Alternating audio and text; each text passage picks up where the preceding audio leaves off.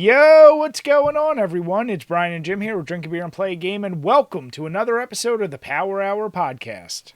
Yes, hello, everyone. Welcome to episode 272. Thank you for joining us tonight. Bri, speaking of joining, you just did a little bit of a guest spot, didn't you? Sure did, on our good buddy Nerdy Nick's N Squared podcast with him and his best bud Josh. It's always a great time. I know I've at least done it now twice. You and I did it. I know that one Christmas episode. So yeah, it's always a great time over there. We've had Nick obviously on the show. He also does bonus beers with us, which I did mention on his show. I will be watching Dragon Ball Z this week. Hopefully next week we can coordinate a schedule and get that new review out there. But yeah, it was a great time. So Nick and Josh, once again, thank you for having me on. Always enjoy it. But yeah, somebody had to push it because you just have to be Mr. Going million fantasy football things and losing every one. What? Just 3 leagues and back-to-back nights. I had one last night. It was my last one. A B rating. Worth it to sit around for. Damn it. Not the A+ rating I had on Sunday, but you know what that means. That means I'll be first out of the playoffs. But yeah, Chambers, what are you drinking? Because it's not our usual drinking night tonight. So what are you going with tonight for this? Yes, on this spicy Tuesday night. I am drinking from, keep it local once again, with the Artifact Brewing Company. Is this Lots of Skill? I think it says Lots of Skill. They write the name on there, but it's been a little while since I went. Hazy IPA, 6.8% alcohol, and yeah, this is a tasty bird right here. Did you just get smaller, or is that just a giant can? Oh, no, the cans you take home are fucking huge. I think these are 32 ounces. Pretty sure they're 32 ounces. Holy hell. I mean, your hand's used to holding things like that, but Is it ever? So, yeah, last night when I hopped on with Nick and Josh, I had the Firestone Oktoberfest Oak Aged Lager. Over the years, and that's the one thing I try to maintain on the site is actually all of the Oktoberfest pumpkin beers I've reviewed. This is one I've never tried. So I was at the beer store, picked it up, 5.2%. It's definitely not a standout in the crowd. Let me just say that. But I will say, like every year in September when I start my Oktoberfest beers, it's one of those. It's so nice to kind of get back to it because it's very drinkable. It's that lager style. It's not the super crazy flavors. I'm enjoying the shit out of it. The head dissipates super fast. It's very clear. Almost looks like apple juice, kind of. And it has like that nice, just right amount of malt. But yeah, I'm converting over. I mean, our weather has been, like today was another like perfect weather day, and I know we're either going to dip into balls cold or go spike back up to 90 at some point, but for right now, I'm enjoying the shit out of it, and before Friday, which is my yearly tradition at the first Eagles game, is when I have my first pumpkin beer of the season, so I got to get in my Oktoberfest right before then. I actually tried, I forget the name of the brewery. Well, famously, one of our first favorite pumpkin beers was the Pump King from Southern Tier. Mm-hmm. So there is a Pump Queen beer that is a pumpkin beer that's out there. And it's pretty good. It's like lighter on the actual pumpkin spice, so it doesn't taste like pumpkin candy. It's one of the more like actual pumpkin spicy kind of beers. But it's a little more on the mellow side. So if you don't like the pumpkin spice gimmick, but you want a little bit in there, it's not a bad one to try out. Did you just try to subtly say women aren't as strong as men, Jim? Subtly? So wait, is it by Southern Tier as well? No. Oh. Ooh, so that's one of those... spicy ripoff territory. Yeah. Is the artwork similar? No. Okay, so it's from Bonesaw Brewing out of New Jersey. Didn't Bonesaw get in trouble for something else? I feel like we talked about them. I think the name Bonesaw they got in trouble for. Really? I don't remember. I mean, you would know more than I would. No, the artwork is like completely different. It almost looks like a stained glass window you would see in a church, but with the skeleton and all that stuff. So, yeah, I mean, it at least looks completely different. But, yeah, I mean, that name right there. Is that one of those like Southern Tier snoozed on it for too long? Like they could have had an opportunity to capitalize, and now like unless maybe Bonesaw didn't trademark it. I mean, I guess Southern Tier could come over the top and be like, "Fuck you, we'll just do ours again." Right? Who knows? Cash in that Money in the Bank briefcase, but instead of Money in the Bank, it's a lawsuit. Never know. Right? It's been a while. We could use a new beer lawsuit on the show. So Chambers said, Bri, I'm gonna snitch for content. Damn it. So you just goes balls deep right into the pumpkin. No regards, no fucks given. What's there to care about? What tradition do I need? Who fucking cares? It doesn't matter. It's a goddamn beer. Just drink the beer. They've had it at Wawa. Traditions. Nah, fuck truck traditions. Don't need it. Life is too short. Spur of the moment. Look, I'm already gonna have to have my tradition of like fucking decorating for Christmas the day after Halloween. So, I mean, that always happens in this house. And I think we're actually going to start decorating for Halloween soon, too. We're almost going to be in your ridiculous territory with that. So, I still have my rule. I won't put up the actual, so I will be starting this week with actual decorating. The inside thing that I put up is something that I usually used to keep year round in my basement, in my pool table. It's called Spooky Town. It's from Lemax. It's something the wife and I have been collecting for 7 years. Like each year, it's like a little miniature house thing. And we got something.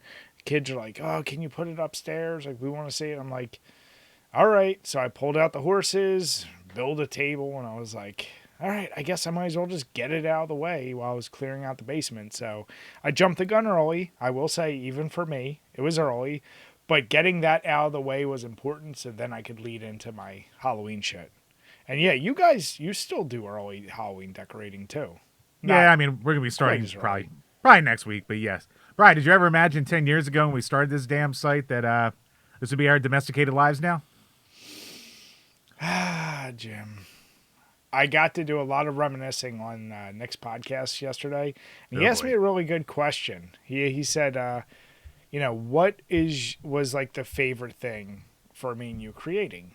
And I said, I thought for a minute, but then I was like, it definitely was the drinking games because those were so ridiculous. I said, and my ridiculous ass rules I look back on, I'm like, how did we not get alcohol poisoning? Because like each of us had some of those games would finish like 16 beers in a matter of like an hour or two. And I remember just Saturdays being completely fucked because we would record them usually midday, like 12 or something.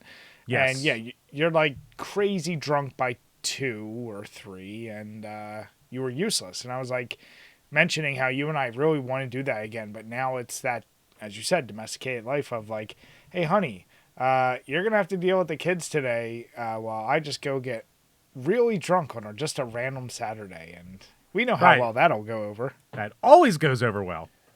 No bad things to be had from that.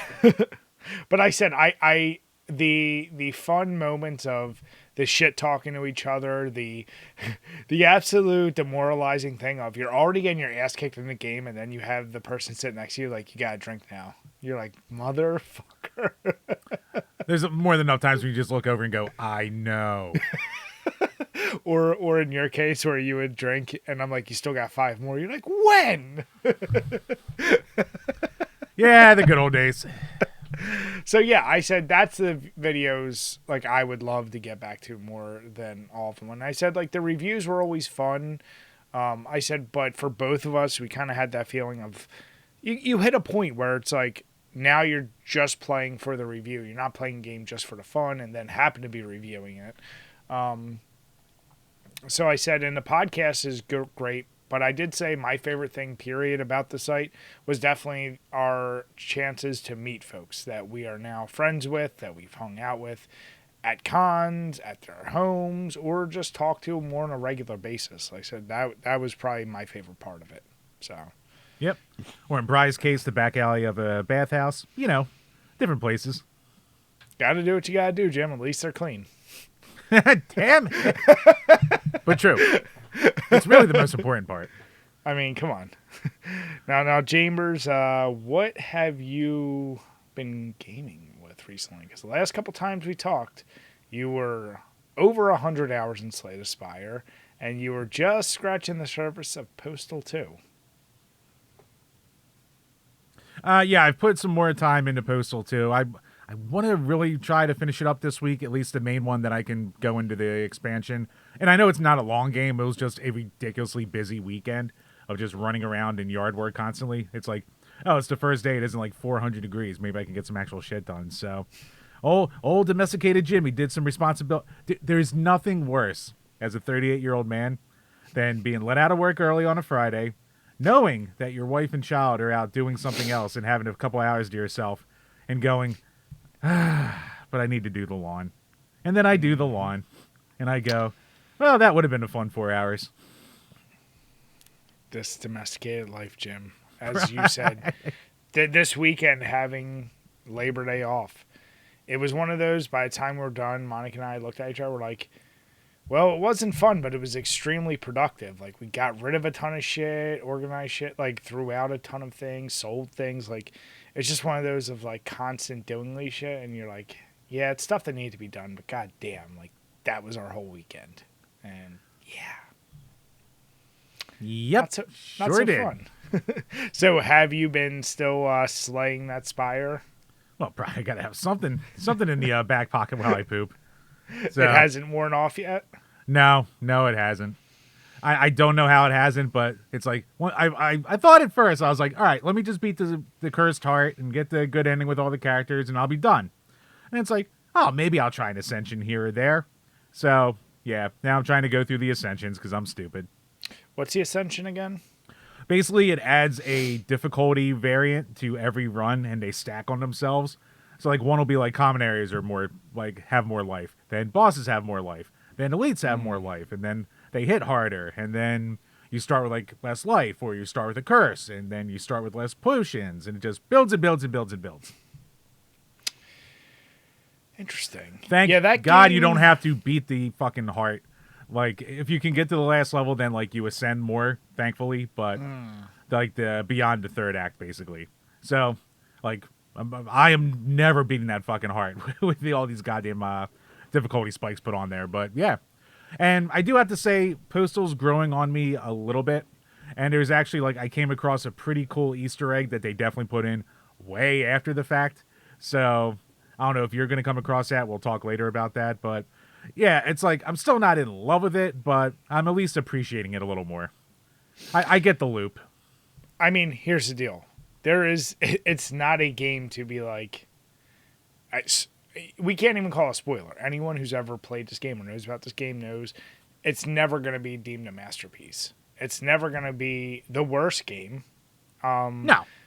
You can find funny moments and fun in it, and if you want a mindless shooter with a lot of crude humor, you got it. And to your point, yes, there is a lot of Easter eggs. And there's so many options in terms of, like, you can turn off what they've updated with to go back to the original 2003 or whenever it first came out. Like there's an option to turn off all the shit they've updated since then. That's cool. Yeah. So yeah, I also have dipped back into Postal 2, trying to get some footage for us. Of all the games I've ever recorded on my PC, for some reason, putting that in the best graphic settings, like, fuck, I don't know if it's because I'm also screen recording it as well, but I've literally done so much more graphical intensive games on my PC, and, like, it gets fucked up. So I might have to turn down the resolution while I screen grab. I don't know, but... I think you always having the same problem. I think, like, just because it changes the resolution to be the game itself, that, like, you need to just, like, fuck with your OBS settings, I think, for your recording window. And maybe just do the window for the game and not desktop. But see, I can't do that on the fly because I just have my fucking laptop. So that's why I had to be like, Brian, you have to record this because I can't. So, yeah, I've been dipping my toes back in there. I told Nick, and I think I told you last week, I don't remember if last week was when I beat Hollow Knight, but I've gone through now and gotten all 3 endings to Hollow Knight. Talk about a hard motherfucker. And then I went through and beat this other optional boss, and I'm trying to get the 112% completion of, like, finding all the stuff.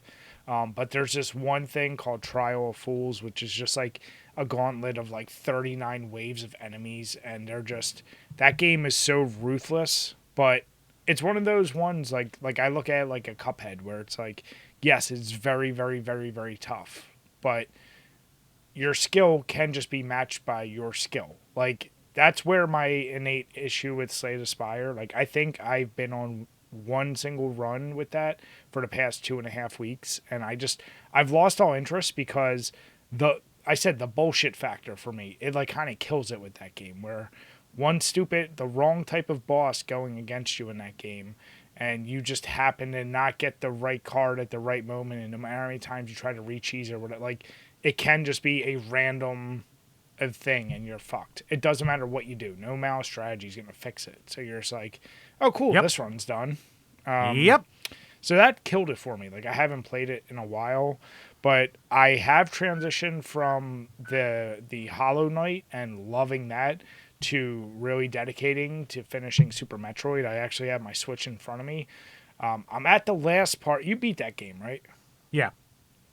I'm in Meridia, and even looking at a friggin' map and knowing where I have to go, getting to the spot and the fucking doors aren't powered or some stupid shit. I'm like, God damn it. Like the confusion, I can only imagine what gamers felt if they did not use a guide or have word of mouth of a friend who beat it. Like I don't know how fuckers beat it. Like they must have spent 80 hours trying to figure some shit out.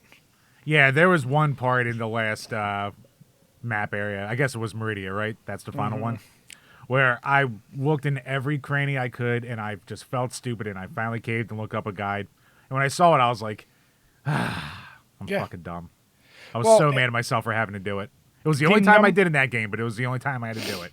The number of times I had that light bulb moment and figured something out, it is good. But I'm also, you and I have said, I'm at that point where it's like, I don't want to retrace my steps through that entire goddamn map. Like, because the one issue with that game, and I knowing it was really the first of its kind beyond Metroid, not having any type of fast travel anywhere in that game, it's still rough. And the fucking wall jumps with the Switch controller, I don't care if it's my third party or the actual Joy-Cons, that wall jumping is really tough in that game.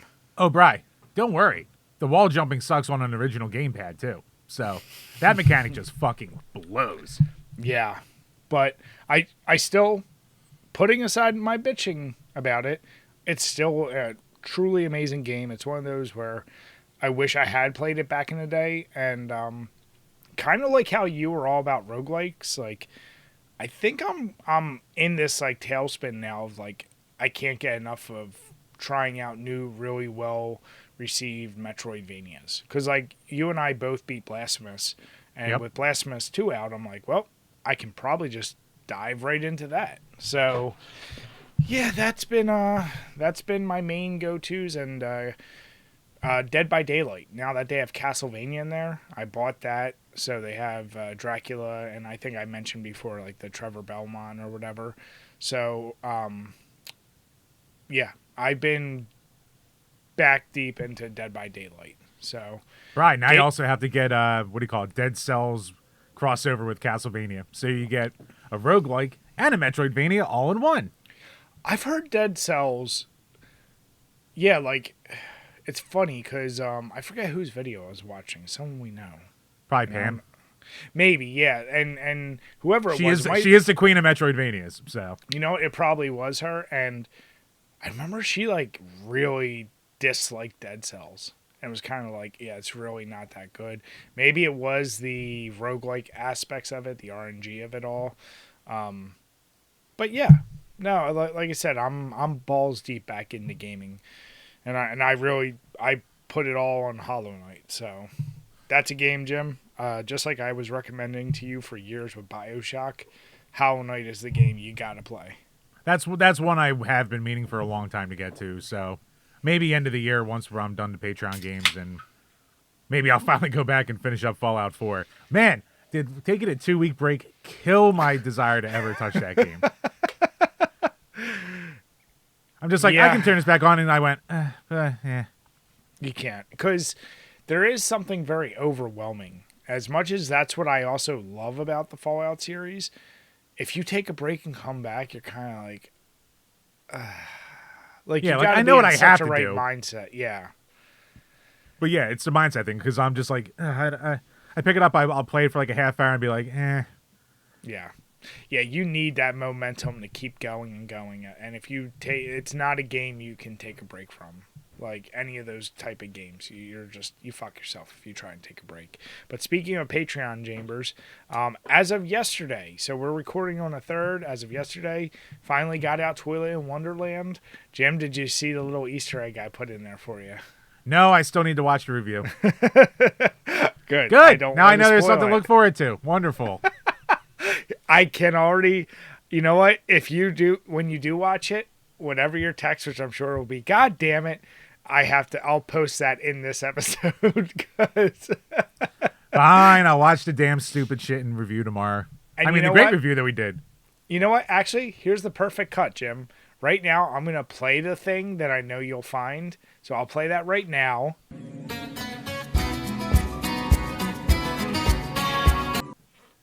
And then here's Jim's response via text. So, I don't like this bit. but yeah, no, we finally got that review out. It hurt my brain going back through all that footage and reintroducing myself to that game as I was editing. But it is done. As Jim said, we're doing Postal 2 and then Berserk Boys next after that. But Chambers, what questions do we have from our awesome patrons who we do love? Well, Bri, unfortunately, we have no questions tonight. And maybe it's Alright. just because, I think it's probably just because our schedule's been so fucked up the last month. So, I don't know. I posted it like a week and a half ago. I don't even know if someone realized. Whatever. It doesn't matter. Damn it, Jim. Well, thank you guys. We're time to work on the games. It's perfect. Well, as always, we do appreciate them. Do get your questions in. And, yeah, check out the reviews. Check out Jim's Crusty Corners as you were reviewing Mel Schlongs last week. You son of a bitch. I mean, I wasn't reviewing the schlongs, Brian. I was reviewing the reviews of the schlongs. That's some meta shit right there, Jim. And, Right? yeah. So, thank you With guys. with my schlong, too. I only scrolled with it. Did you do the thing like Dwight did with Michael where he's showing him pictures of various penises? He's like, wait, are those your pants? Give me that. No. So, thank you guys. So then Chambers, then let's just go ahead, jump right in. Something I talked about with Nick and Josh yesterday. Of course, my son being the uber Sonic fan, with Sonic 3 trailer released, which was it released last Friday or when did that come out? It was released 7 days ago. We are recording on September 3rd, so yeah, August 27th. There we go. Okay. So, you and I have talked about the Sonic movies on here enough where, we both brought our kids to movie theater, especially Sonic 2 on opening day. They're well done. No matter how people may want to shit on them, they're actually better than a video game movie should be. Yes, there's very annoying supporting characters, but Jim Carrey and the actual people who play the Tails, Sonic, Knuckles, like, they do great. And the fact you got Keanu Reeves as Shadow, I got my most enjoyment out of that trailer watching Logan's face when he's like, oh, they're going to fight him. And then Shadow keeps whooping their ass. He's like, oh, he's so powerful. I didn't know he could teleport. Like, he knows very little about Shadow. So now he's all Right, like, I haven't played the game. that's what Nick said. And I was like, he actually probably wouldn't mind it because there's guns in it. I mean, it does make it cooler. But, yeah, Chambers, what was your take from the trailer? You know what my take was, Brian? So, when I saw Sonic 2, I had not played as much Sonic as I had yet in the past couple years. So that's before I really dabbled into, like Sonic and Knuckles and Sonic Adventure 2 and Shadow the Hedgehog. So a lot of the references at first were lost on me. I got some, didn't get all. Then when I played the games and watched the movie again, I was going, oh, I get that. I get that. So at least you don't need to be like all fan service to fully enjoy the movies. There's like another, tip of the cap to them. But yeah, watching these previews, I was like, oh, I know where that's from. Oh, I know where that's from. Oh God, am I intimately aware where that's from? So yeah, I think I'm gonna be very much in the thralls of just like geeking out over a lot of things at this point. But it looks good. I like that Eggman's finally gonna be fat. Finally, representation in this goddamn movie, the way he should be. Did you like how they introduced his fat? Just him slapping his belly. I mean, it was basically Fat Thor from fucking Endgame. But you know what? It gets a pop out of me. It's fine. I do the same thing. So Jim, what was the reference? I figured it was a reference I didn't get when Sonic was being attacked by Shadow, but he's on a motorcycle and he's like, "Hey, no cheat codes." I don't know if that was an actual reference or if that's just them doing their like third wall shit, fourth wall shit. I didn't know if like there is a cheat code for him to have a motorcycle in one of the games. That's why I was like, maybe there is. Maybe, but I mean, it's probably just a throwback to the Shadow game. Will Shadow have guns in the movie? He's gotta at one point. At some point, he's got to pick one up, and he's got to have that silhouette of him holding up the gun against the moon. Yeah. I mean, you know it's going to be a thing since it's a kid's movie where he's going to hold it up and have the silhouette, and then he's just going to throw it away and be like, I don't need this, or some dumb crap like that. Something like that. Yeah. Right. Well, will there be a damn counter? How many times will he say damn? Oh, he's got to throw. You know what? They might even let him throw in shit or like something. Like they're allowed to get away with one. I don't know, but yeah, I guess it is such a kids movie. Right, they know where their bread's buttered. All right, you're not going to get a shit out of them. You might get a damn. That's true. It's one of the few things Sega is involved in that's actually been pretty good. So yeah, I guess until the Eternal Champions movie, which will be peak cinema. So here's my question: do you think, movies, especially comic book, video games, they love their franchises, but honestly, like if they go beyond Shadow and they start then dipping into like all the other characters, I think that's too much. You think they just end it with a trilogy and they just call it a day? I mean, at the end of the day, the almighty dollar talks. I mean, fuck, Toy Story gave a perfect send-off to Woody once and then brought him back for another send-off, and then they're bringing him back again. So, who cares about story when there is money to be made? I heard some people bitching about Keanu Reeves playing Shadow, and I'm like, his voice and his take on it is actually how you kind of would expect Shadow to be. I didn't even realize that was Keanu at first. I didn't either. Like, I was like, I wonder who that is. Yeah. Josh and Nick told me, and I was like, wait, what? And then I rewatched it, and I'm like, oh yeah, if you really pay attention. But Keanu's got one of those voices, like, it's very unassuming unless you're really listening to it. There's going to be some fourth wall thing, little wink to the camera where Shadow goes, whoa. That or does like a bullet time thing. Yeah, probably with how fast he is. Probably do that too. But you know what? Anything that keeps Jim Carrey in the movies makes me happy. Cause he was supposed to retire. And I guess they either threw a Brinks truck at him or he just really liked the script, I guess. I don't know. Probably both. I don't think I think money has no effect on him whatsoever. I think he just, for whatever reason, like loves being like you said. Yeah. He's like, you know what? That's character. For all we know, I assume he has kids. Like maybe his kids like Sonic, and he's like, you know what? Fine. Like I want to do something crazy, character-y, and he commits to it. I'll say that. So.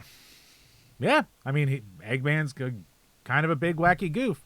I mean, he obviously hams it up because he's Jim fucking Carrey, but even then, it's still just like, yeah, it's like, taking the piss out of it, but it's Sonic. What do you expect?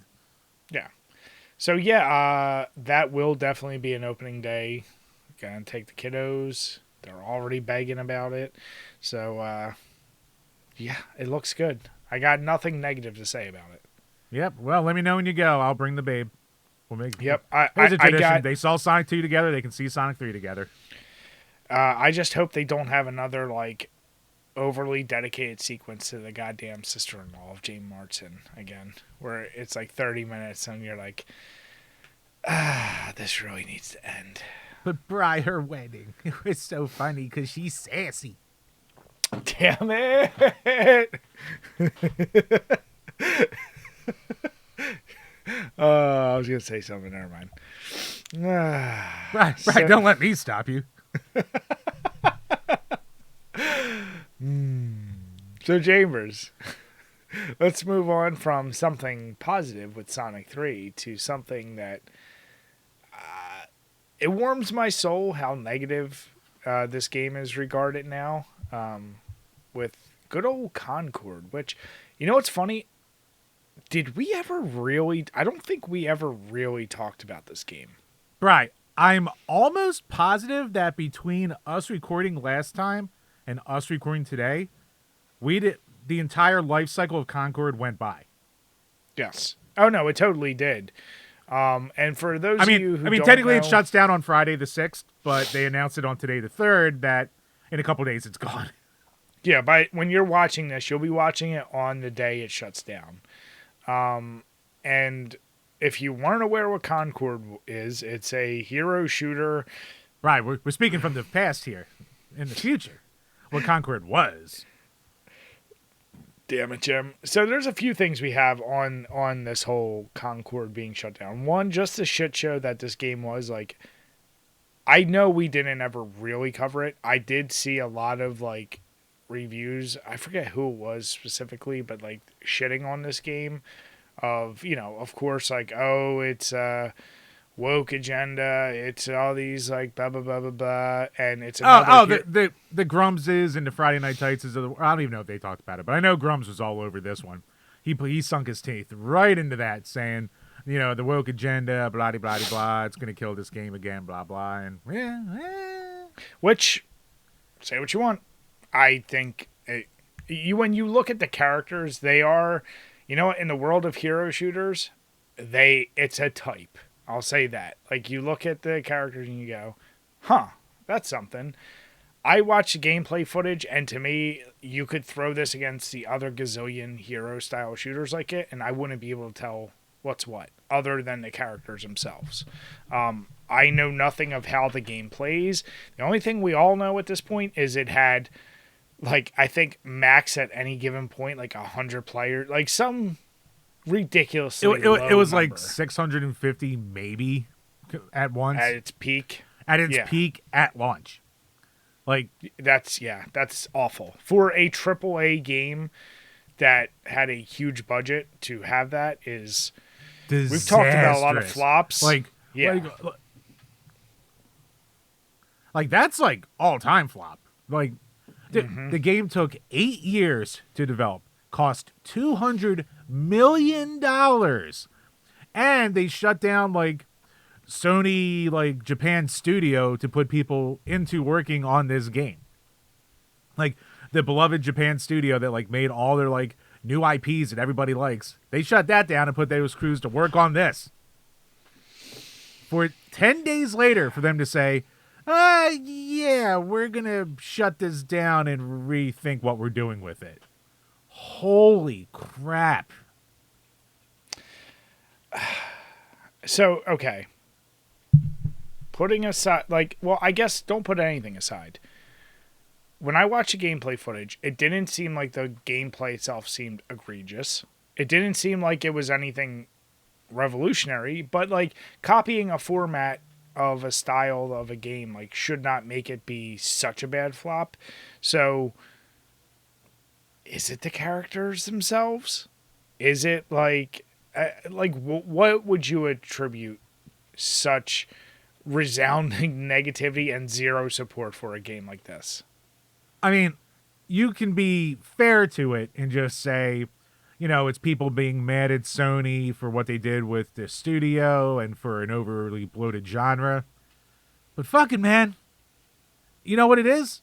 Like, they tried to stand out by making all their characters look like what they think social media would want it to be, acceptance-wise. And the truth comes down to the matter of fucking normal people don't want to play as characters that look like Reddit mods. That's what it comes down to. Like, get woke, go broke is like the most retarded phrase out there, but it 100% applied in this game.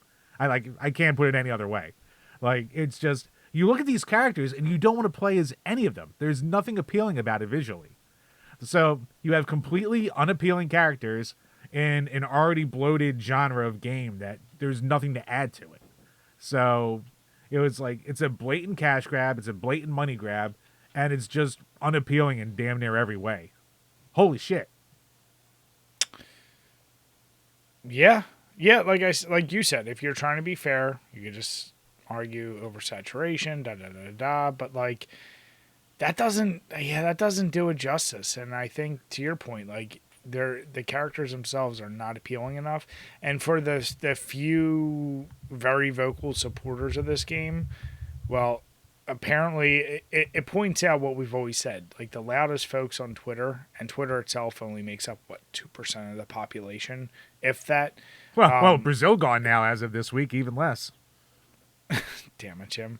But no, my point being, like, it just points to the fact that, like, yeah, most people aren't at all associated with the perception that you see on Twitter or on Reddit or on any of these other things.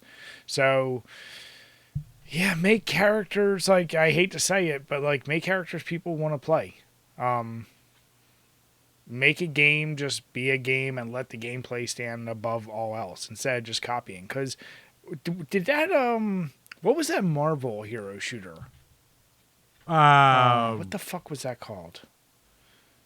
I mean, Suicide Squad was DC, but no, not that one. It's literally just like this game, Concord, but it's all with Marvel heroes.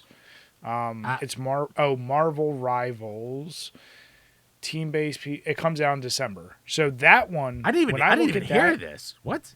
We did cover it and talk about it before, but it actually looks pretty badass. It's like you can be Hulk, Iron Man, Magneto, Groot, like basically all the major Marvel's people, but it's done in the hero like player versus player style. So you have their powers and other things going on.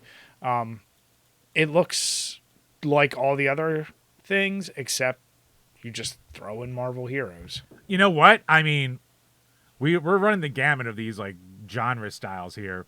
Marvel heroes, if there's any hero shooter that's going to have a chance at this point, it'll be that one. So if that bombs, then you can just 100% say the genre is dead. It's done. Yeah. Yeah.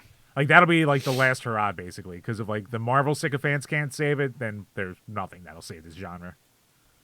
But like, and it's like even with Concord, like they just weirdly look unappealing and like kind of bland. Like I don't know what it is, because like I have no problem with like, you know, it's an otherworldly shooter, so you know, weird looking diverse cast, whatever. I don't care about that, but just nothing looks good in it. I don't get it. Well, the best thing this game was described as is a low-level knockoff of if you tried to put Guardians of the Galaxy knockoff in Overwatch. Oh. Like, that was the best it got. And I guess even then, it just didn't deliver on... The gameplay wasn't enough to save it from that moniker and that idea of, like, it's a knockoff of already things that people are tired of. And, yeah, like you said, maybe if this game came out 6 years ago, like before there was such an oversaturation of these hero shooters and that style of the Guardians, which even Guardians, like, people are getting tired. Like, I don't know. I think it's just, it missed its mark, and the numbers will show. It's shut down. Now, here's my question. Do you think it ever comes back? They're shutting down on September 6th. And in their statement, they state, like, we're going to reevaluate things and go back to the drawing board. But they're issuing refunds, and they're issuing, you know, on PC and PS4 or PS5. So, do you think they ever come back? I mean, it's not like a failure hasn't revitalized itself before. Like, No Man's Sky completely turned itself around. Final Fantasy XIV completely turned itself around. But that's like two famous examples out of like a billion bombs. So logic dictates just cut your losses at this point. And there are a lot of losses. But you're just going to put more money into a sinking ship that people don't want anyway? Like, what are they what are they possibly going to offer in this? Like, they don't have like the unique gameplay. They don't have like the Rule 34 love. That's where they missed a mark. They didn't make the fucking characters be fucking jerked off to enough. Goddamn. God damn it. That I hate Twitter, and I hate that logic because that made every half time of I went Overwatch, Brian. That made half of Overwatch's fame. All right. No, I'm saying I hate that because every time I went into a tangent while I was looking up stuff on this topic, that was the thing that kept getting pointed to by people. And every time I saw it, I went, God damn it, Jim. Like, I only know Rule 34 because of you. And son of a bitch. You're welcome. So... But it's funny because so we're covering, obviously it's a statement by the studio themselves, but one of the tweets was interesting, and it was an article written by this guy Tyler Wide, who basically, I can't tell if he's doing this article in jest, where he's writing like the eagerness to grave dance on unpopular games has become a bad habit. And he said, Concord's low turnout has led to the usual jubilation over the prospect of seeing a big game fail. And in this whole write-up, he talks about just basically the whole situation with Concord and other games big like Marvel's Avengers, and how people just love to like jump on the bandwagon of saying like, haha, large game failed. And he goes into all this, and at no point in the article does he address the elephant in the room with this game. And the real, like, probable reason, like Jim and I are saying, like, that everyone was hating on these characters.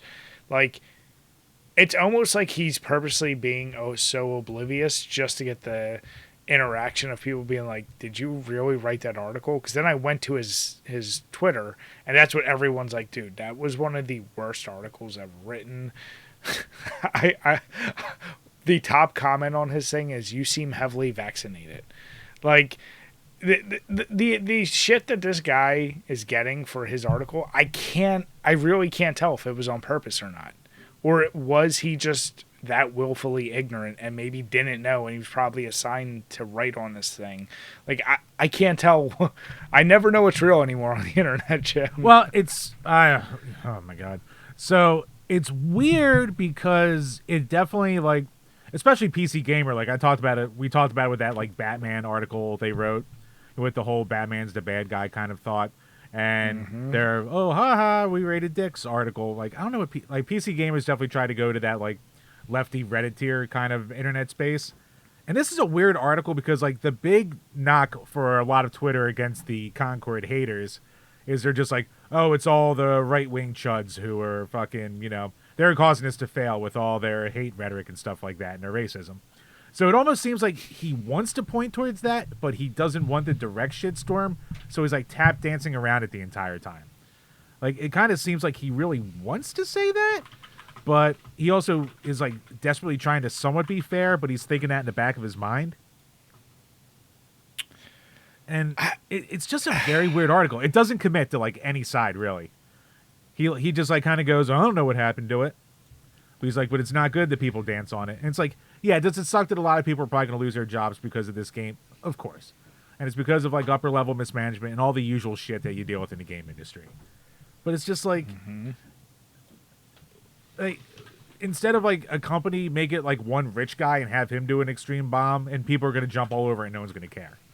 Like, people like to see a train wreck, and people like to joke about a train wreck, especially when it's something that no one really ever asked for in the first place, and the long line of things that happened before we got to this point with this game. So it's easy pickings, if anything. Yeah. I tried to be objective when reading it. Well, on one hand, like the question I just posed to you and how you just answered, the idea of, is he being self-aware? Is he not? Like you said, I can't tell a PC gamer. But then I was like, okay, we've talked about before. Obviously, negativity breeds the highest reaction. You can watch a million videos where someone like does great content, and chances are, other than a like, you're never going to comment on it. But goddamn, if somebody puts something negative out there, the comments just flow. So yes, like, people, especially online, that's just what a lot of folks tend to gravitate towards, which is why the whole saying, like, any interaction online is good. Like, you just get the clicks, you get the interactions. I don't know, man. Like I try to figure out like why do people like to see these big companies fail? And like you said, there's a litany of reasons. Like maybe they mistreat their workers, maybe they fuck over other companies, maybe it's because they're not the little guys and jealousy of success. I don't know. But either way, this article, we have the link below. I want you guys to read it. You tell me what you think. I can't figure out if he's serious or not. And then I tried to go through his Twitter, and part of me thinks he's just trying to be funny and edgy by not saying anything because that's his shtick. But then again, that just might be who he is. So I really don't know. Yeah. I can't figure it out. And it's just like, there are times in the article where he's being like kind of fair, where he's just like, I don't have one true answer, but selling a fantasy or narrative that it's getting FPS players excited to play it in the first place before they've even decided whether they like its guns, characters, and modes. And one reason I can imagine it's struggling in that respect is that it doesn't have the easily disseminated identity rooted in competitive shooter pedigree, as its competitors do. So he compares like Valorant to Counter-Strike, or how Apex Legends was by Infinity Ward people. Deadlock is Dota plus Team Fortress 2. So Concord comes from, and that could be another problem too. Concord comes from ex-Bungie devs who like worked on a lot of Destiny 2 and shit like that, but like no one cares about Destiny anymore either. So it's like an outdated team working on an outdated or an overexposed genre too. So yeah, it's not like this like whole article is completely bad.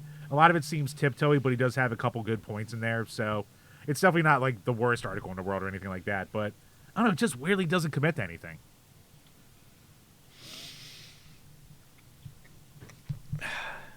As you were saying that, it made me think of something. Have you ever just got a game because it was developed by a studio you like? That's never affected me at all. Like, it's not like when you watch a movie, you're like, oh, it's Tarantino. Like, kind of regardless of the subject matter, I know I'm going to watch it. I've never just been like, oh, it's made by Konami, so I'm going to, like, I don't do that with video games at all, and I'm curious if people You know what? that. I do it with like indie titles, and it's easier to deal with those because they're obviously cheaper. So like I think I have bought all the games Bitmap Bureau has put out for the most part, and like I've enjoyed basically all of them, even though they've all kind of been different genres. DYA Games, another small thing, but when we did Level 50, I did like 5 of their games for that. So that's another little indie company that I really like a lot. So it's probably way easier because indie games are shorter and they're cheaper, but there's a lot of love that's put into them. So it's the thing where it's like, oh, they have a new one, I will give it a shot at the very least. But AAA games, I don't do that at all. Maybe like 10 years ago, I would have done that with Bethesda, but now I'm just kind of like, I've been there. Yeah. Yeah. Now, that's another thing. In the comments, let us know below. Do you do that? Is there any studio that you're like, if they release it, I'll buy it, period? I don't think definitely. it's a thing, but I'm very curious. I'd say let's go to a more positive note, Jim, but this next one is just fucking weird, and it's still from PC Gamer, so why don't you explain to folks about potentially someone who never existed? So yeah, this is a PC Gamer does kind of a summary article on a lengthy report that IGN put out there. So I gotta give some credit where it's due because, like we say, most gaming journalism, sucks 3 kinds of dick. But the article on IGN by Grant Stoner is a really long and detailed breakdown of basically what happens from. Oh God, I'm already forgetting the goddamn name of the person.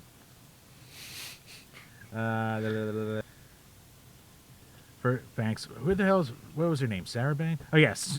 So Susan Banks was a well-known in community and co-founded the Can I Play That website, but evidence suggests she might not have been entirely fabricated.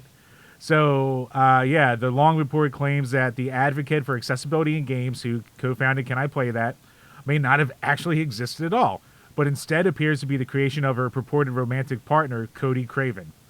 And so, yeah, she started as this random Twitter account in 2015, if she actually existed, and she grew to prominence in the, the disabled gaming sphere, basically, for accessibility. Made this website that, like, does reports and reviews on games for how accessible they are to different people with different disabilities. Became a big name in the thing. Other people who are, like that Spawn guy, who's a huge name on Twitter in the disability sphere, like, was championing her. And in 2019, the Cody Craven person said that she had died. And then it starts to get fishy because, like, the story changes from how she died. Like, the obituary that was put up there, like, was never found by anyone for the area that they said that they lived in. And it just, like, keeps going from there. And, Bri, you kind of mentioned it earlier about, like, not being able to believe anything on the internet. This is, like, the event horizon of not being able to trust anything you ever see on the internet. Because this person who became a really prominent influencer probably never existed. Yeah, and to your point, you mentioned earlier, she was under the moniker of One Odd Gamer Girl, and she did a couple interviews, but they were all via email or text. So no one ever spoke to her. And to your point, what was it? Steven Spahn basically said he had never had direct contact with her, but it wouldn't be out of the realm of possibility because if she, I'll just keep saying if, just for the argument, but if she was real, she was deaf, so it's very common for, deaf folks to only want to have email communication or text or whatever. So that's not that weird, but as you pointed out, the things that were odd is, I'm trying to find it in here. She claimed to originally be from Turkey, and when they hired this private investigator, they like reached out to the area where she was supposed to have been from, and they never found birth records of anyone by that name. So a lot of odd stuff. Even with the summation of these articles, it's just put out there like she might not have been alive, and Craven deactivated all of his social medias, shut down the website. Like, okay, let me ask you this. And let me also say I know the answer, but what would be worse in this situation if she actually was real and now this dude who, if that was his romantic partner, like, is being lambasted and being claimed to, like, have made up this person, or if she wasn't real. And you could argue, like, I don't know, creating her, did the guy scam money out of people, or did he just raise awareness and create this, like, character to help raise awareness? Like, that's the part I don't know from either article. Like, in her name and in the thing she created, did it ever turn into scamming people for money? It doesn't really seem like that either. Like, I think there might have been, like, a little bit of, like, donations or funding put towards the website and all that, but it's not like it's not like this was, like, one of those huge, like, crypto scams or crowdfunding scams or anything like that. It was just, like, even the end of the PC Gamer article is just, like, the weirdest thing about it is, like, it just seems like they did it for clout. And I guess, like, if you're a person who's, like, really, super into for gamers and stuff like that, and that's your thing, like, I can imagine that it would be easier for people to, rally behind a person who's, lack of a better word, one of them. Someone who's, like, deaf or has their own disability and stuff like that. So when it comes to that, it would make more sense that, people would easily rally behind that and go to a website for people like that, because it's like, oh, they know where we're coming from, instead of just some person, especially if it's like an able-bodied person. So, yeah, I mean, this is one of those very could be it. And it's one of those morally gray things that, to your point, everything you were saying, if it wasn't taking fun from people and it raised awareness for ultimately what was a good cause, is it weird? Absolutely. Is it really creepy that you would go as far as creating an obituary and killing off your fictional character that people were getting behind? Absolutely. Because if this created character, if she is a created character, had true effects on people, and then they find out it's basically like finding out Santa's not real. Like, I don't know, man. Like, there's something very weird here. Like, he didn't go the completionist route and fuck people out of money. Like, right. It's still very, very, very fucking weird. But then I said, what is the worst? Like, if that is the case, he was just a clout chaser who created this person. Or what if she actually was real and now everyone's like going after this dude and he's like, what the fuck? Like, I don't know. Yeah, it's like that first rule of detective work. It's like, when you look for the victim or like a reason to do it, you go, well, who benefits? And it's just like, this person didn't really benefit that much except for maybe a popular Twitter account. That's what I'm saying. Like, unless like it's kind of a net positive that came from it. Like you said, I don't know how to feel. Like, it's fucking weird, but it's like, it's really, really weird. It's really, really, really weird. But I can't really hate this person for, if this Sasha Banks was, I'm thinking of wrestling here.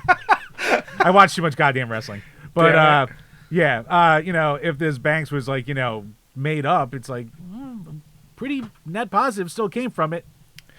That's where I'm like, okay, like, so the positivity that it garnered, if it did help people find games that were accessible, if it raised awareness to it, it's a net, like I said, if it's a net positive, it's kind of like still weird, but who cares? Now, as I said, if something comes out and he was scamming people for money, completely different story. But neither article says that. So I really don't know how to feel about this. Like, it's not cool, but it's like, it's a weird lie that helped people. So I'm like, okay.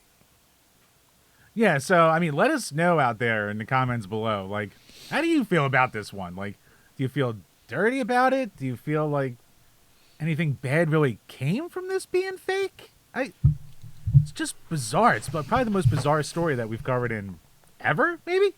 Yeah. Yeah, like, I don't know. At the end of the day, the only victims are people that might have felt for some reason or another, a personal connection to this created character, and to find out they've been lied to, like, that is pretty fucked up. But yeah, I don't know. Unless he was parading around as her and really diving into folks' feelings and like catfishing them like that way, I don't know. It's definitely the oddest we've ever had. I'll say that. So let us know in the comments below. I'm very curious to hear everyone else's take on this one. Mm-hmm. Please do. But Chambers, our final topic for tonight. You put it in there. I had to, first of all, I had to look up what BPITU was. And I was like, what the fuck is this? And then I tried looking up what NormieView is. And I was like, I don't know what that means either. So you're going to have to explain all this to me. Now, I did watch a video, which I think is talking about what you have here. But you explain it to me first. Yep. All right, Brian. I'll see if I can figure it out. I wanted to make a new bit for the show tonight. And we've talked about before how, like, I'm obviously the sicko internet guy. You stay away from like 90% of it for the most part. So between the two of us, you're going to be the more, what I would call the normal perspective of everyday life to look at anything like this. So I'm calling this new segment NormieView, where I dump some bit of internet drama or an internet story onto you and see what you, as a normal guy, what your opinion would be on it. I like it. So, this actually comes from the world of the podcast known as The Biggest Problem in the Universe. And the reason I am choosing this podcast, besides it being one of my favorite ones, it's hosted by Dick Masterson and Vito Giswaldi. And Vito is a former guest of this podcast, so keeps it somewhat relevant for us. So, for those out there who've never listened to the show, basically Dick and Vito they each bring in two problems every week and make the case for why this is the biggest problem in the universe. So it could be like some real high level thing like crypto scams, or to, the low level stuff like finger paint. And it's a comedy podcast at the end of the day. Now, during this version's 150 episode run so far, they've had their fair share of views because the two of them are just fucking hotbeds on Twitter and shit like that. All they do is get in fights left and right. So eventually the fighting started this past weekend between the two of them. So Vito's been in a long-standing feud with, This creator known as Eric July, who's made his own kind of culture war comic universe kind of deal. And during the course of that, he said, I'm going to make my own comic book. It's called Super Killer, and it's running about a year late from its scheduled delivery date for the Kickstarter right now. So over the last couple months, Dick also always gets on Vito for being a big fat guy. So there was a while where they did a weight loss competition where Vito had to lose like 30 pounds in 6 months in order to win like basically $1,000. And he just barely won it in the last week by going to the spa for 8 hours a day and just not eating. Kind of deal like that. So by gaming the system. So like Dick's always on him. They have a segment called Vito's Booty where if Vito gets on a scale every week, he can open a toy chest because he's a big fat nerdy guy and he loves his stupid gaming schlock. And most of the time it's been a troll gift, but it's, he can't deny the toy, Brian. And over the course of all of this, they have their segments on the show. They have their little intro, they go through the problems, they listen to voicemails, they listen to super chats, and then they do Vito's Booty at the end. Brian, are you aware of what super chats are? Yes, you pay to have your comment highlighted, and specific tiers can be colors or last longer. I think in YouTube, I don't know if it's as much as in Twitch, but it tends to be more. The more you pay, if they have tier systems, like I said, the longer it stays up on screen, or will actually show on the show, or at least be in the chat longer. That's my understanding. Yes, that is 100% correct. And another facet of that is it's kind of an unspoken, well, not unspoken rule, but it's not like a hard set rule in the streaming world, but for the most part, it's kind of considered if someone sends a super chat, you have to read it. Like that's good play, basically. Yeah. Good internet etiquette. So as the months have gone on with the show and the Vito's Booty and the weight loss competition and the fat jokes, eventually some super chats just eventually started to say, shut up pig, or oink oink pig pig. And there would be episodes where an entire hour of the show would just be super chats of just him calling Vito fat the entire time. Now, there's good ones where it'll spark a conversation and talk to people more. But a lot of the time, it's just calling him piggy piggy oink oink, which, hey, I laugh at it a lot. But every once in a while, it does get to be a little much. And also, someone made a parody of the Bill Nye the Science Guy song called Vito the Gay Team Guy. And there was one episode where if anyone gave money, they just played it. And eventually, you could tell by the end, Vito was just getting pissed off and he was doing the silent treatment.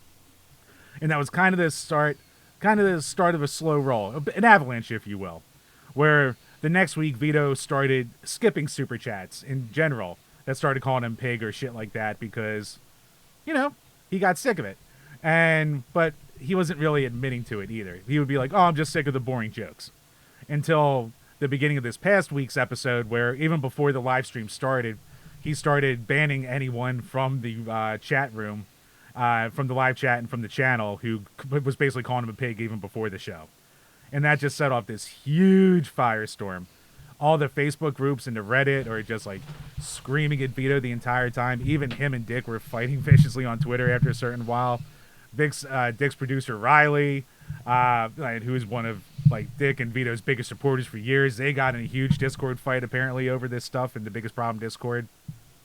So basically, and Vito, of course, being Vito, that he eventually, if you put him in a corner, he starts to fight back and lean into it too much, and it hasn't helped him in the past. For context out there, when the movie Cuties came out there, Dick and Vito basically said, we never want to see this movie and we don't like it, but we get why it exists and you're all just falling for the marketing ploy. To where everyone started saying, oh, well, these guys are obviously pedos because they're defending this movie. So Vito being Vito would be like, all right, yes, you're right. I'm going to go fuck your kids. All right, you happy? So he hasn't lived those tweets down for 4 years at this point. So that's also a reason why there's a segment called Vito's Twitter on their podcast. So, yeah, basically the long story short is there's a huge civil war going on right now between the fan base of people who, when Vito kicked off the show, they're sick of him, they hate him, and the ones who are just going, yeah, but the pig shit got old and it's taken away from the show and it's making the last too goddamn long anyway. And it's not funny at this point. So, with all that context thrown your way, Brian, where do you think you stand, just with that info alone? So you said the fighting with him and Dick was exasperated by this whole super chat thing, right? Like Yeah, that made it worse. they weren't really fighting that much before, but when Vito started skipping super chats, Dick was yelling at him. And then when he started doing the early bans, and like he was banning like people who have been there from like day one, super fans, they super chat multiple times an episode, every single episode, like that kind of tier of people. And Dick's freaking out, going like, "What the fuck are you doing?" To where it basically became Vito going, you know, his excuse of being, "This is bad for the show," where Dick is going, "No, Vito, this is the show," and basically saying that like everything before it, you know, it's the show too, but this is what the people come for, and they're really paying for it. Yeah, I mean, this is the... And also, for a little bit more context, biggest problem is like, this is version 2.0, because he originally did it for years with Maddox, and then Maddox kind of had a somewhat similar route where the fans of the show, that's a little bit different though, because they all started as Maddox fans, but they grew to like Dick more during the run of it, and then eventually Maddox turned himself into a lolcow by the end, that kind of deal. So everyone's trying to tell Vito too right now, they're like, "You're doing the thing, you're going down the route." And they always joked about it eventually happening, but now it's also kind of happening. But is there a situation there where there's smoke, there's fire? If these people that surround themselves with Dick, who I've said before, I don't understand that whole universe, I'll call it.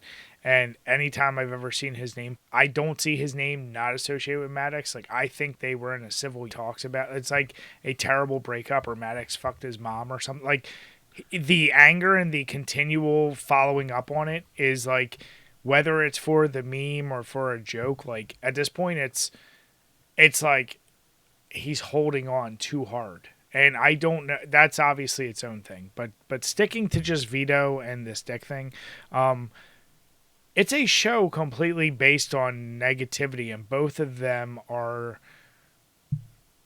I don't know how else to put it. They're just another version of Drama Alert. They're just another version of say the craziest thing to get the biggest reaction. Like, they live and breathe their success on negativity. It's never on some positive shit. It's always on the take that they think will probably be the most controversial. I've said before, I don't know either of these guys' takes on anything legitimately, because I think they just love to play in the pocket of, we'll be devil's advocates so nobody really knows where we lean, so we'll always just be the contrarian. Well, in doing that, if you're going to live in the fucking muck, you can't be mad when you start getting dirty. And with Vito, I mean, the only reason he would be getting hurt by these comments is if, are they hitting home too close? Like, yeah, is it corny after a while to just keep calling him fat?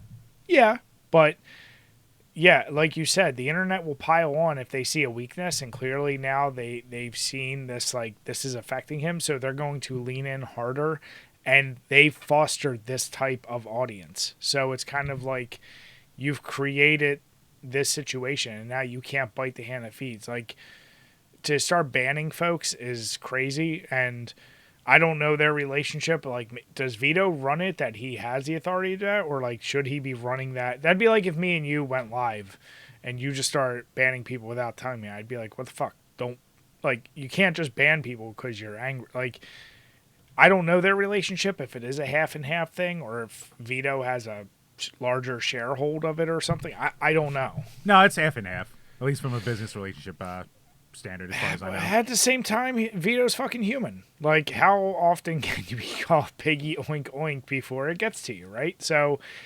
but thank God we only have like 5 fans, so like 3 of them call me blub blub, and not the rest of them do. If I like, if 3,000 people we call me blub blub, it would probably get on my nerves.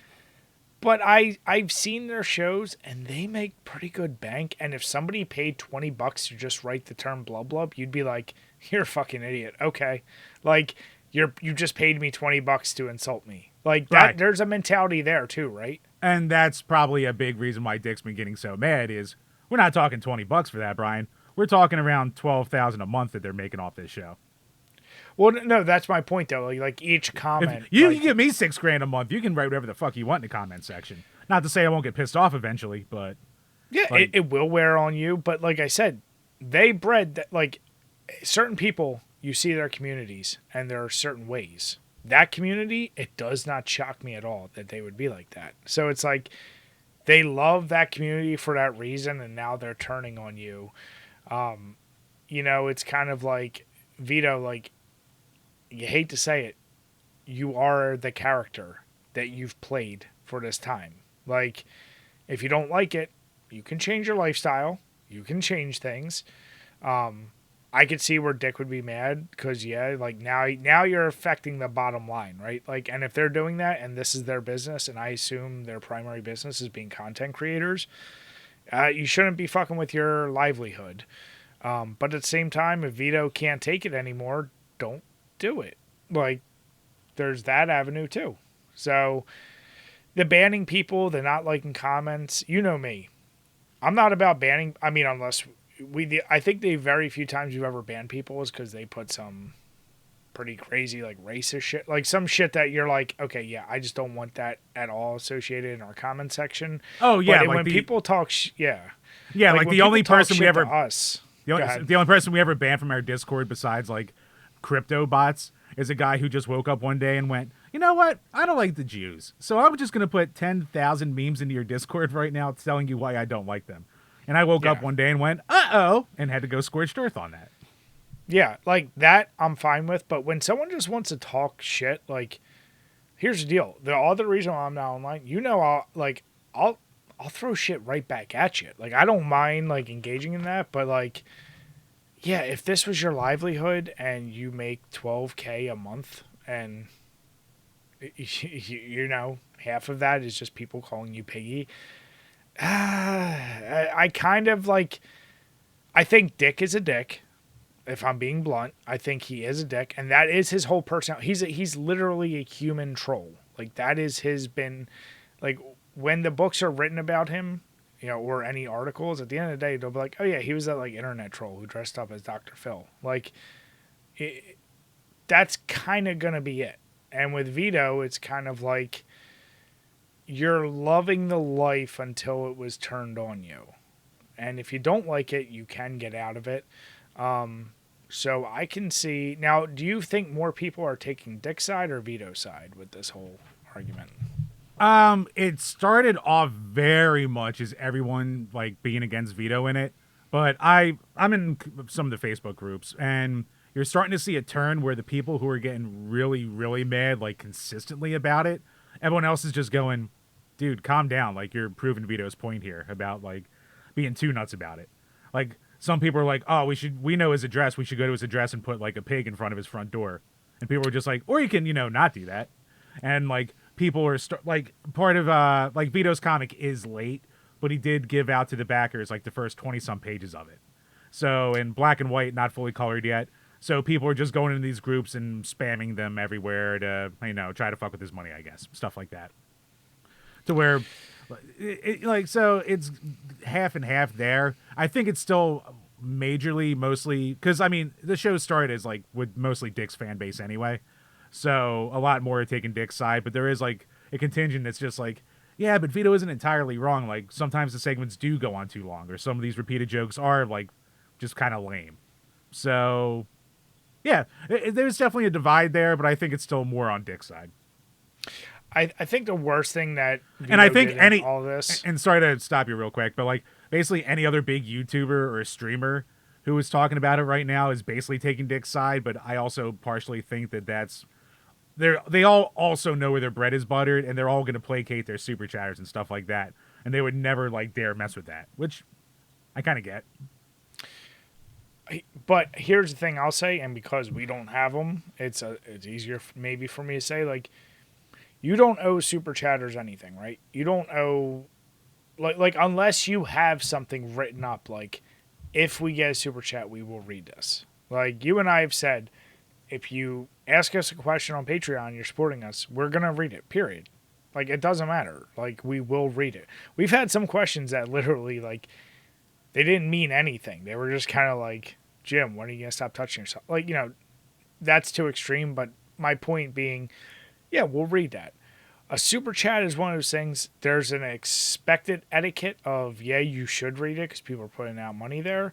But yes, also, if you're the idiot super chatter who puts out piggy oink oink, Like, you're I not still giggle. owed.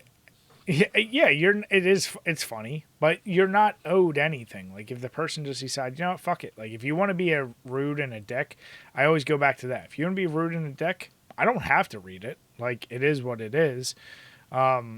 Vito, it shocks me, like, knowing that he's in that whole crowd and knowing what his brand is, that he has such a I'm not even calling it thin skin because it's been going on obviously for a while and it can wear anyone down. But like, dude, like, you've created this monster.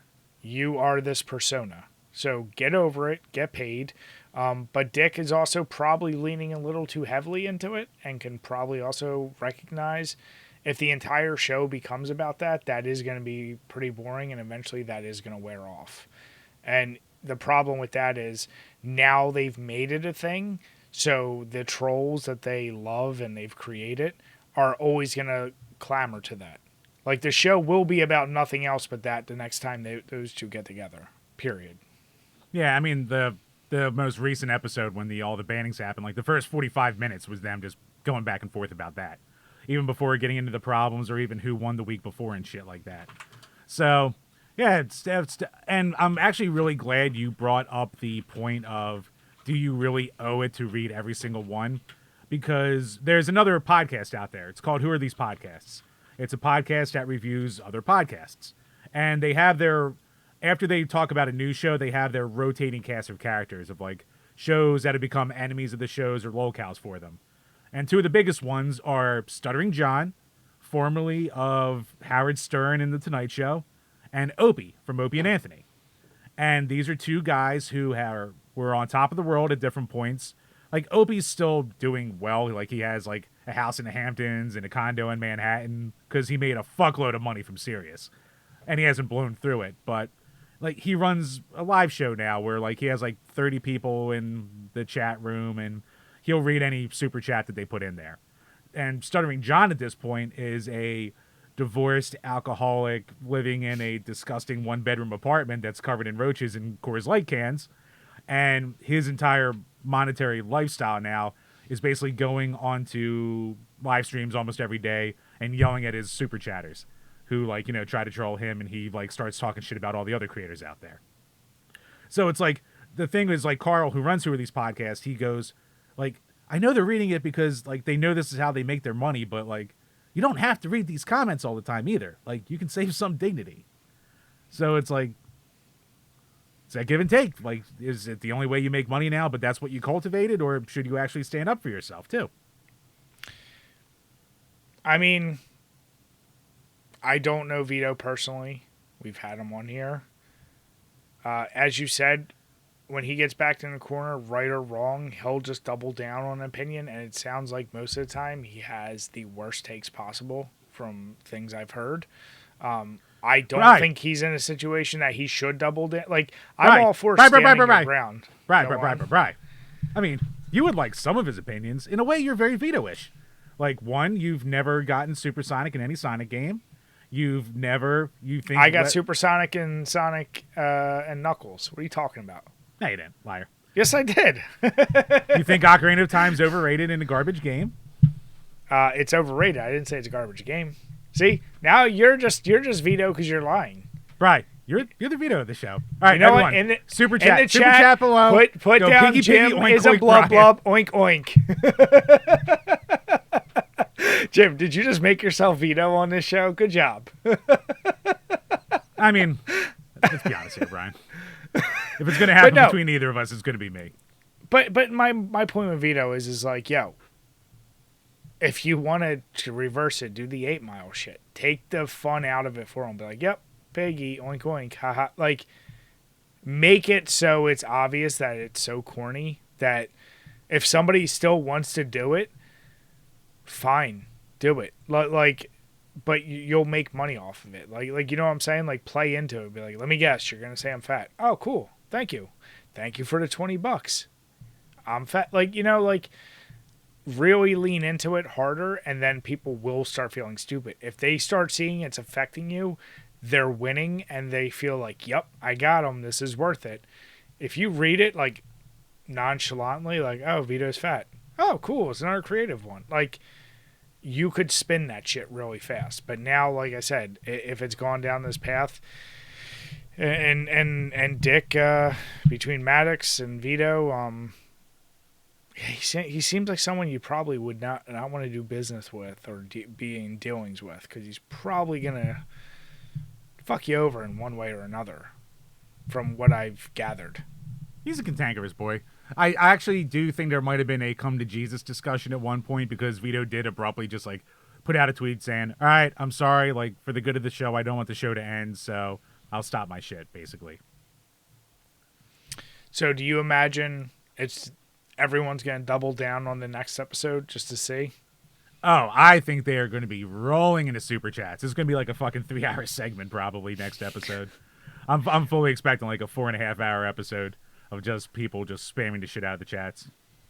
What is the, like, now what I don't know is I've seen various tiers, but like, do they have a like standard, like, to just submit a super chat, it starts at like $5, or is it like?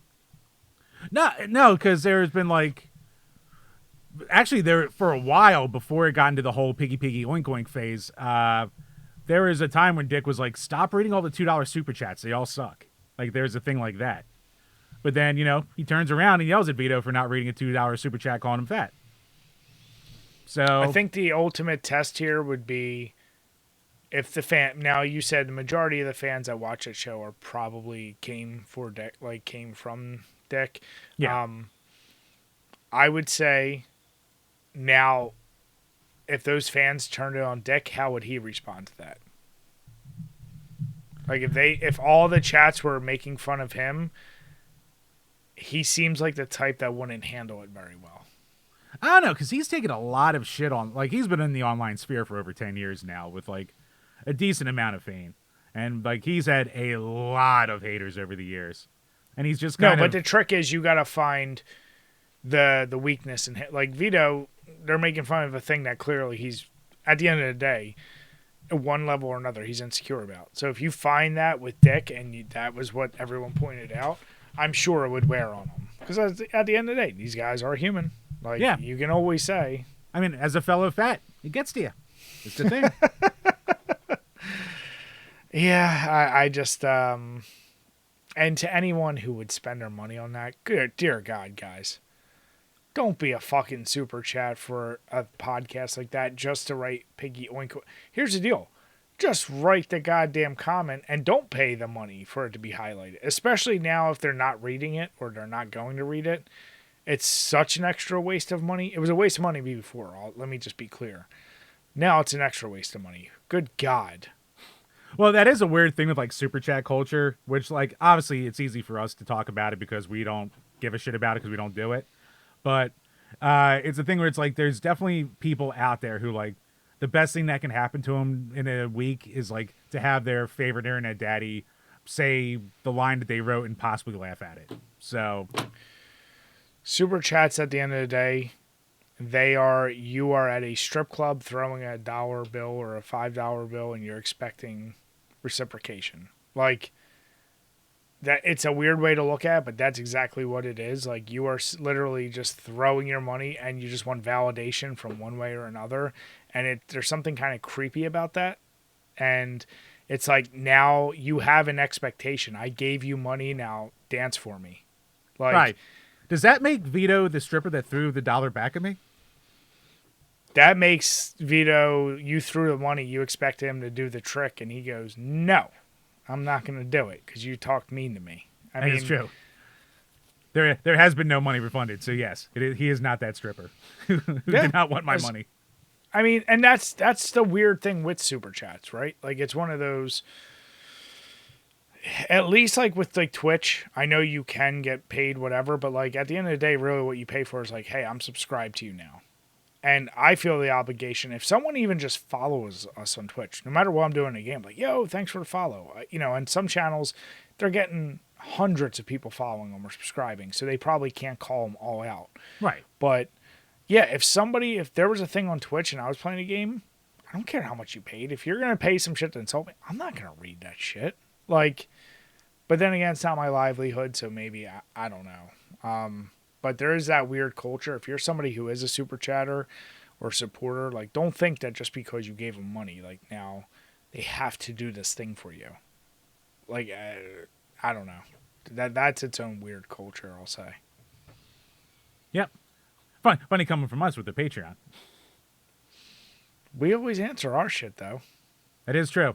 Even if we do take a little too long to do our game reviews, but it's not. But they do come. They eventually come. Everyone knows we are super flawed. We never have claimed professionalism on this podcast. That is for goddamn sure. So, Bri, gun to the head.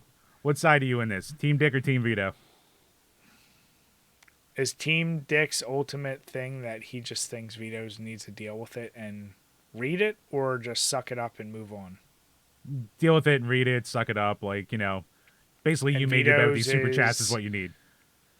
If Vito's side is that I should be able to block people because I don't like it, I don't agree with that. If Vito's side is this is just boring and annoying, I could see that. But I think if the Dick's, I'm going to go with the Dick side of saying you do have to suck it up at the end of the day. Like you chose to not have a real job in lieu of this is how you make your nut monthly. So if the worst thing you have to do is be called piggy, like there's a lot worse ways to make money from the comfort of your home and people paying $20 to just insult you.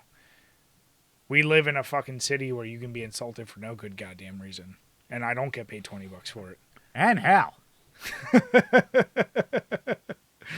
So, yeah. All right, so there we go. That's the trial run for the NormieView. So, people out there, let us know below if you enjoy this segment and if you have other internet-related topics you want to get Brian's take on. I'm going to try and keep it a little light. Like, we don't need to talk about, all the rampant pedos out there, like Mr. Beast Assistant or Dr. Disrespect or shit like that, because what do you really say at that point? I mean, my take on all that stuff. It would be a very short response I would have to all of it. So Brian, Dr. Disrespect, gas chamber. All right, moving on. I mean, if you're found guilty of any of it, I don't believe in second chances for some things. I'm just going to say that. That's all I'll say. I'll keep it simple. Call a fat guy pig, he might get mad. Yeah. There's things, gray areas with this. Yeah. There's gray areas with this veto shit. There's some areas I'm not gray at all. So, yeah. Right. I'd say fair take. But, yeah. So let us know below if you enjoyed this segment, if you want to see more, and if you have any suggestions for it, because God knows I know too much about this dumb internet crap. Yeah.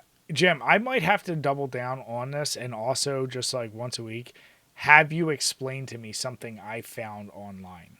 Like the number of times, how many times have I just reached out to you and been like, what the fuck does this mean? Or what is this thing? Or why is these people mad about that? Like the amount of shit I don't know. And people think like I really, like I'm just playing like I don't know. And behind the scenes, I really don't fucking know. No, like Brian legitimately did not know what Rule 34 was. So like that was real. So, yeah. Right, I think we've just been leaving content on the table, not doing it on the show with this. Yeah. So, yeah, you hit me with this normie stuff, and I'll hit you with, explain this, Jim. All right, let's do it. But, yeah, no, Chambers, how did that giant fucking beer treat you? Well, not long gone, but you know what? This is a delicious hazy IPA right here. So unfortunately, Artifact isn't like, widespread or anything. It's very localized to its area, but this is almost like, as far as the hazy go, it's like a perfect mix of like the citrus with like a little bite of the hop, but it's not overwhelming. It's a lot maltier while still being hoppy, but also citrus, very well balanced. And like the booze is not like hit you over the face booze, even though it's nearly 7%. So it doesn't taste boozy at all, but you also like don't get that weird random like, oh, a boozier beer kind of feeling that you would get a lot of the time. So yeah, I mean, they just knocked it out of the park with this one, I gotta say. Nice. Yeah, and the Oktoberfest from Firestone, I love this style of beer. It goes down so smooth, and man, having these things ice cold, it's just so refreshing. It really is perfect for this time of year, depending on where you're listening from. If you're in the Northeast area, then we're going through a hopefully fall, but it's really in that perfect like high 60s, low 70s. There's a nice chill in the air. So this is a perfect beer for that. I'm not going to say it's the best Oktoberfest style I've ever had. It doesn't do anything particularly special, but it is just a solid beer if you want something other than a macro. So I'd suggest it. But with that, guys, we want to say thank you all so much for listening and for watching. If you are watching on YouTube, make sure you hit the subscribe button and the notification bell so you can see each time we put up a new video. And if you're listening on iTunes or Spotify, hit subscribe. And if you give us a 5-star rating, we'll read each and every one of your comments on this Power Hour podcast. With that, we want to say have a good night, everyone, and cheers. Cheers, everybody.